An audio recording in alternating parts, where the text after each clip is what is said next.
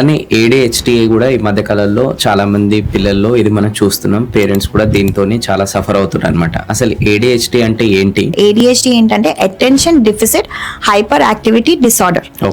దాంట్లో 3 main parts ఉంటాయి మనం చూడాల్సింది. ఒకటి హైపర్ యాక్టివిటీ, అంటే పిల్లోడు అసలు ఆగకుండా అటు ఇటు పరిగెడుతూ ఉంటారు. నెక్స్ట్ ఇంపల్సివ్నెస్. ఇంపల్సివ్నెస్ అంటే కొంతమంది పిల్లలు ఉంటారు అసలు ఏం ఆలోచించుకుంటే సడన్ గా రోడ్డు మీద దూకేస్తారు. అంటే ఇలా కార్స్ వస్తున్నాయి, ఇలా రోడ్డు మీదకి వెళ్ళిపోతారు. డేంజరస్ పనులు కదా అవి. ఇంకోటి ఏంటంటే రెస్ట్లెస్నెస్ కూడా ఉంటుంది. అంటే ఇలా they are not able to sit in one place.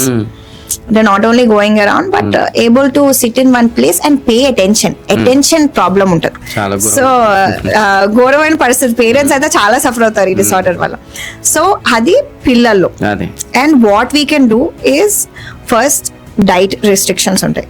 Sugar ఇవ్వకండి పిల్లలకి.